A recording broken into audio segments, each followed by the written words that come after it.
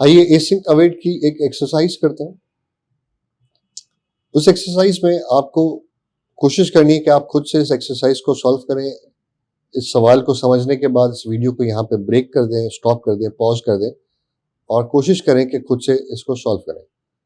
Solve हो जाने की सूरत में या किसी जगह पे कुछ इश्यूज आ जाएं, आप ना कर पाए, उस सूरत में इस वीडियो को आगे बढ़ाइए ताकि आप कंपेयर कर सकें कि क्या चीज़ मैंने किस तरह की है और किस चीज़ को आपने किस जगह किस तरह किया है। तो आप कोड कंपेयर कर सकेंगे, पर उससे पहले कोशिश कीजिए कि आप खुद से उसे ट्राई कीजिए।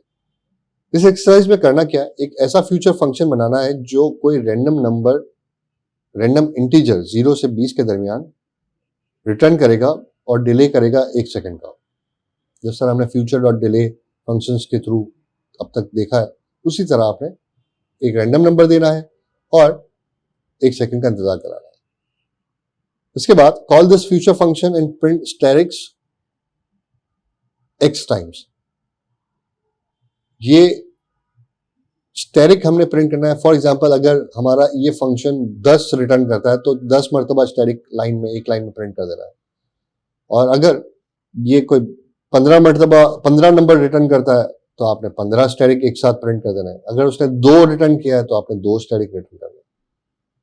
फॉर एग्जाम्पल अगर ये जिस तरह एग्जाम्पल लिखी हुई है कि फंक्शन रिटर्न्स 5, तो आपने सिंपल ये 5 रिटर्न हो जाए, ऑटोमेटिकली 5 रिटर्न हो जाए। यूज एसिंक अवेट करना है आपने। एक ही लाइन में सारे स्टेरिक्स होने चाहिए, कोई स्पेस नहीं, कोई किसी किस्म की डिफरेंट लाइंस नहीं होनी चाहिए। अगर 5 है तो 5 एक लाइन में आ जाए, अगर 15 है तो 15 एक लाइन में आ जाए, अगर 1 है तो 1 आ जाए, अगर 20 है तो 20 आ जाए, एक ही लाइन में। उसके बाद call this future function until sum of value receive does not exceed 100। आपने जितने नंबर्स ये रिटर्न कर रहा है उसका टोटल जब तक 100 या 100 से ज्यादा ना हो जाए तब तक आपने ये काम करते रहना है। यानी लाइन्स प्रिंट होती रहेंगी जब तक टोटल काम 100 नहीं होगा। पहले फॉर एग्जांपल 5 रिटर्न हुआ तो 5 स्टेरिक्स आ गए, फिर 20 हुआ तो 20 स्टेरिक्स आ गए। तो इन सब का 5, 20 इस तरह जितने भी नंबर्स रिटर्न हो उसका हमने टोटल रखना है और उसे देखते रहना है कि 100 अगर हो गया तो एग्जिट हो जाए। सबसे पहले डाउनलोड स्टार्टिंग का फंक्शन होना चाहिए जो प्रिंट होगा सबसे पहले, फिर जितने भी स्टेरिक्स होंगे ये प्रिंट होंगे जब तक 100 नहीं होते, फिर डाउनलोड कंप्लीट का स्टेटमेंट प्रिंट होगा और आपने ट्राई कैच को यूज करना है। तो इस वीडियो को यहीं रोकिए और फिर कोशिश कीजिए कि इसे सॉल्व करते हैं, और जब आप सॉल्व कर लें तो फिर इसको आगे बढ़ाइए ताकि आप कंपेयर कर सकें मेरे कोड के साथ अपने कोड को। आइए एक्सरसाइज को सॉल्व करते हैं। उसके लिए सबसे पहले हमें एक रैंडम नंबर को जनरेट कराने के लिए एक फंक्शन बनाना होगा। तो फॉर एग्जांपल हम बनाते हैं फ्यूचर, क्योंकि ये 1 सेकंड के डिले के साथ हमें रिस्पॉन्स को रिटर्न कराना है तो, और इंटीजर रिटर्न कराना है, तो हम फ्यूचर इंटीजर लिखेंगे। उसके बाद गेट रैंडम नंबर लिख लें, गेट चंक, कुछ भी, कोई भी नाम आप लिख सकते हैं। Gate random number let's say, हमने एक फंक्शन बना लिया गेट रैंडम नंबर। उसके बाद आप रिटर्न करते हैं फ्यूचर डॉट डिले। उसमें आप लगाते हैं ड्यूरेशन सेकेंड्स 1, और उसके बाद आप बताते हैं एक फंक्शन जिसमें आप बताएंगे कि रैंडम नंबर जनरेट हो। रैंडम नंबर जनरेट करने के लिए आपको याद होगा कि हमने इससे पहले भी किया था रैंडम, जो कि मैथ डॉट मैथ की लाइब्रेरी के अंदर मौजूद होता है, डिफॉल्ट लाइब्रेरी है ये। उसमें हम बताते हैं कि नेक्स्ट इंट मैक्सिमम नंबर 20, यानी 20 तक, 0 से 20 तक, यानी उसके दरमियान कोई भी नंबर रिटर्न करेगा ये फंक्शन। अब मेन फंक्शन बनाते हैं वॉइड मेन, क्योंकि एसिंक अवेट यूज करना है तो हमें एसिंक लिखना होगा। यहाँ पे ट्राई कैच का ब्लॉक यूज करना था तो हम ट्राई कैच यूज कर रहे हैं।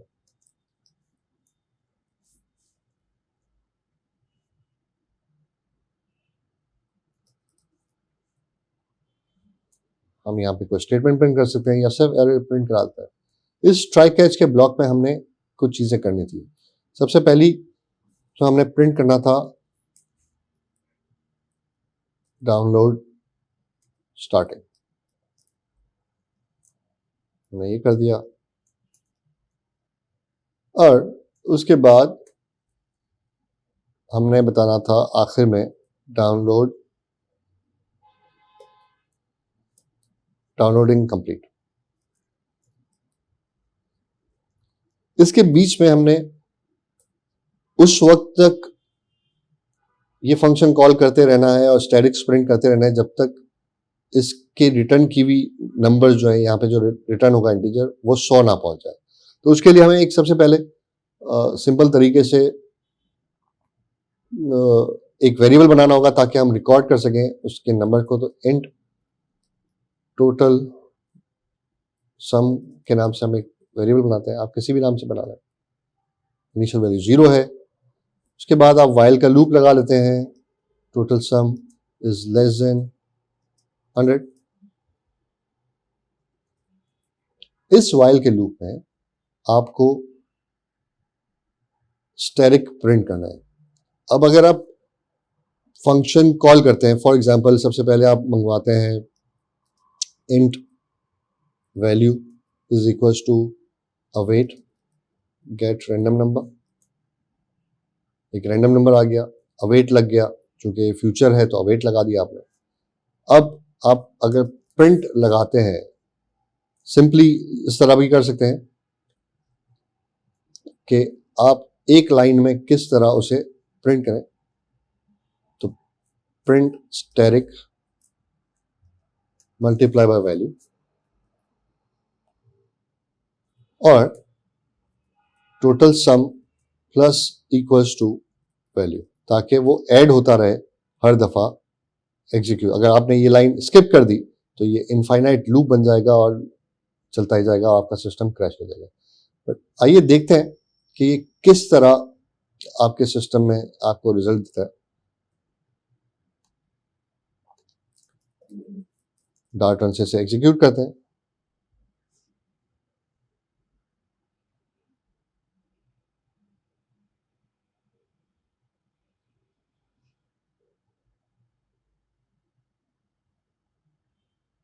हमारी चीजें तो प्रिंट हुई, पर एक इशू ये आया कि जो स्टैटिक्स हैं वो डिफरेंट लाइन में हुए। हमें एक ही हॉरिजॉन्टल लाइन में करना था ताकि ऐसा लगे जैसे बार बनता जा रहा है और डाउनलोड होती जा रही है।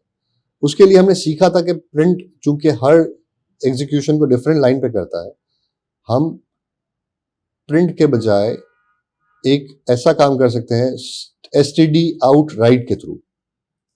std out डॉट राइट अगर हम कर लें, इसे हमें इंपोर्ट करना होगा। डार्ट आईओ की लाइब्रेरी हमने इंपोर्ट करनी होगी, जिस तरह हमने मैथ की इस तरह डार्ट आईओ भी हमने इंपोर्ट कर ली। अब जब हम इसे चलाते हैं डार्ट रन,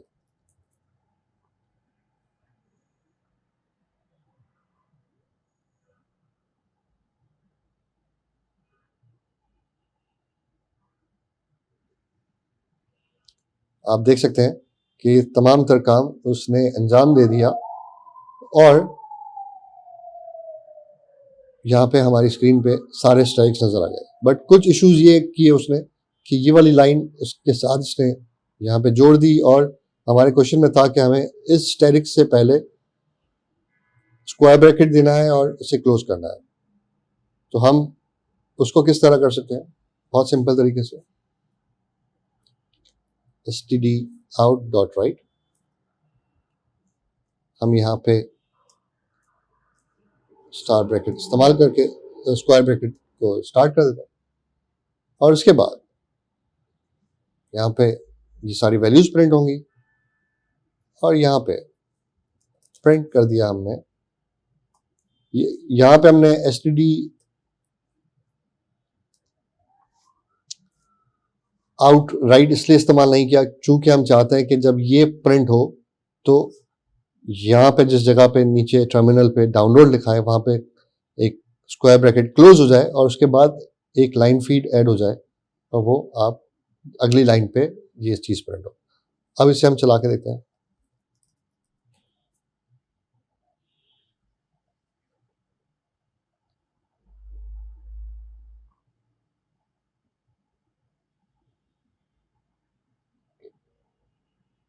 अब आप देख सकते हैं कि जैसा एक्सपेक्टेड था वैसा ही रिजल्ट आपकी स्क्रीन पे आपके सामने मौजूद है।